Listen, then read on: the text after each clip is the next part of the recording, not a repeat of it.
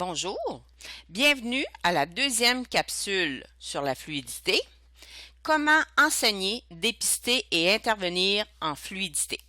Donc, c'est la deuxième partie d'un groupe de 3 et nous continuons notre enseignement sur qu'est-ce que la fluidité.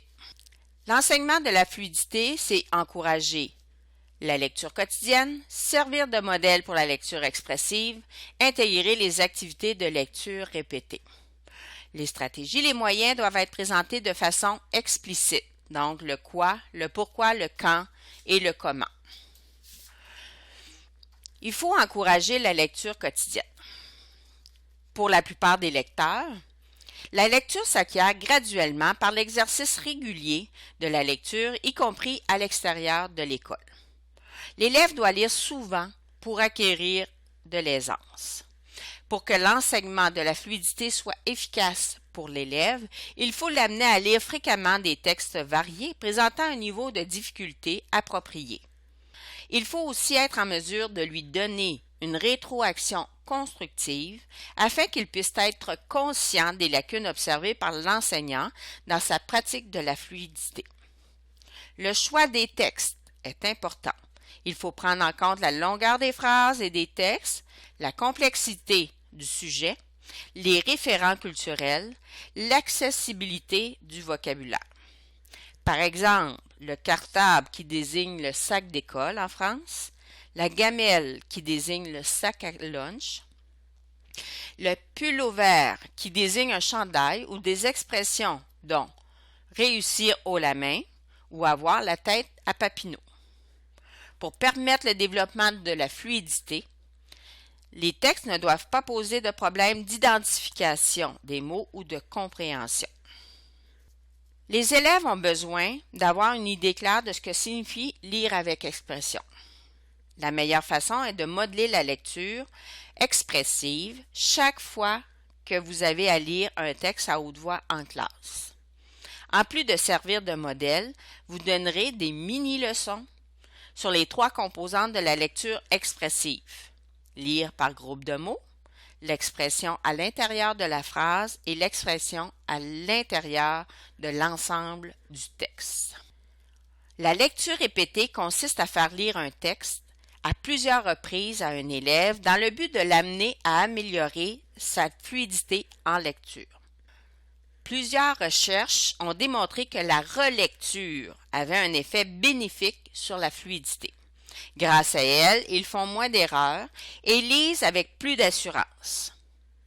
Les élèves arrivent à augmenter leur vitesse de lecture et à améliorer leur taux d'exactitude.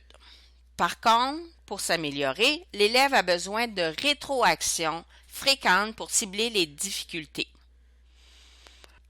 La lecture répétée a fait ses preuves, mais il arrive qu'elle n'est pas toujours utilisée à bon escient. On oriente souvent les élèves vers la vitesse de lecture sans tenir compte de la compréhension.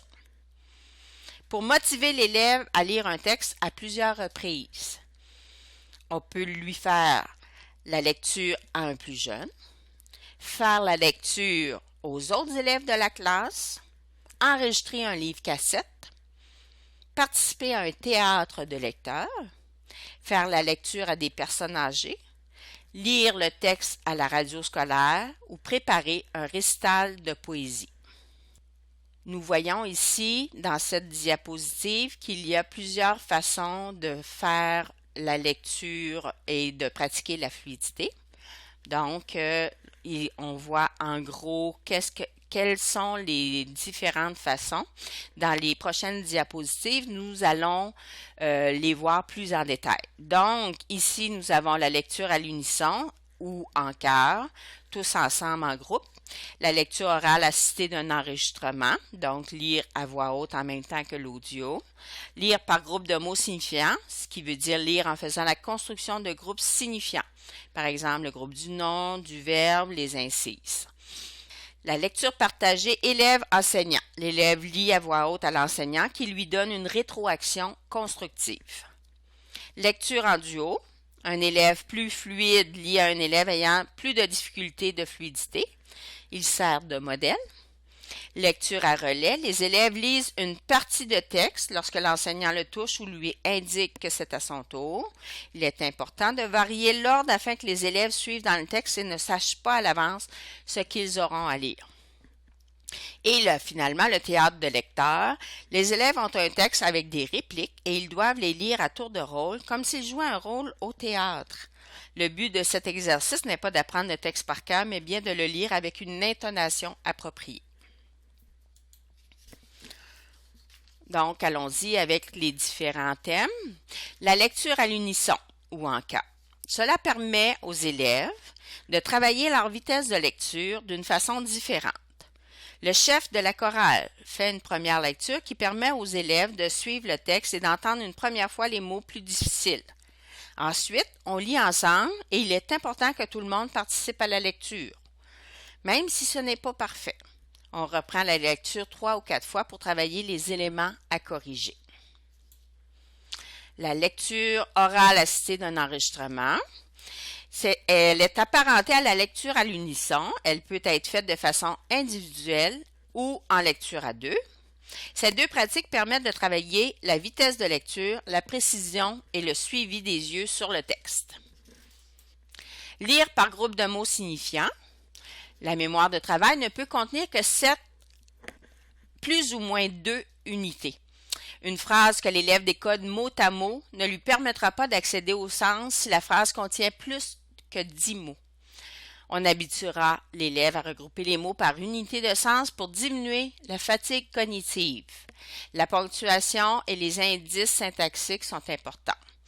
Comme exemple, un grand cheval blanc galopait le long de la rivière. Il y a 10 mots ou 3 groupes de mots ou unités de sens. Donc, les unités de sens sont un grand cheval blanc, galopait le long de la rivière. Lire par groupe de mots signifiants. Dans la phrase suivante, la petite fille croque dans une belle pomme rouge et juteuse.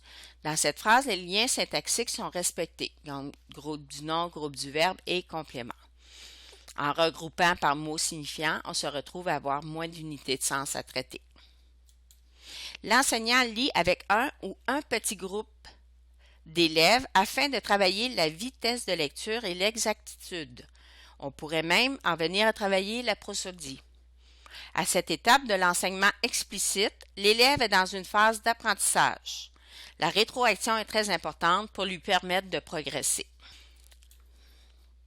La lecture en duo élève-élève, c'est le même principe. Nous allons mettre ensemble des élèves qui, un plus fort et un qui a un petit peu plus de difficulté pour faire en sorte que l'élève plus fort soit un modèle d'apprentissage pour l'élève qui a un peu plus de difficulté. La lecture à relais. Pour permettre aux élèves d'améliorer leur vitesse de lecture, on peut imposer un débit commun. Donc, pour ce faire, l'enseignant débute la lecture du texte en donnant comme consigne aux élèves que leurs yeux doivent se trouver sur les mots qu'ils entendent. Au fur et à mesure de la progression du texte, l'enseignant qui se promène dans les rangées touche un élève qui continue la lecture là où on est rendu.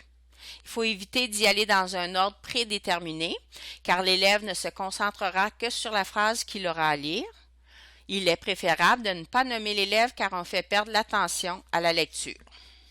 Le théâtre de lecteur, maintenant, les textes narratifs se prêtent bien à ce genre d'intervention qui nous permettent de travailler la prosodie. L'enseignant distribue des rôles en fonction du texte et les élèves se pratiquent et présentent le texte sous forme de pièces de théâtre, donc chacun joue un rôle. C'est une façon différente de travailler la fluidité. Pour faire le dépistage, on observe chez les élèves la lecture par groupe de mots, la vitesse, l'exactitude, l'intonation et l'expression. Notez les observations afin de mieux planifier l'intervention. Favoriser l'utilisation de certains outils validés pour qu'on ait un reflet exact de la qualité des interventions que nous allons faire. En conclusion, la fluidité est une habileté qui nécessite la mise en place d'activités spécifiquement dédiées à son développement. Elle se détecte par l'écoute de la lecture faite par les élèves. L'acquisition de la fluidité favorise la compréhension en lecture. Merci d'avoir écouté cette deuxième capsule. Il restera la fluidité version l'enseignement de la fluidité et les élèves en difficulté qui sera la troisième capsule. Merci, au revoir.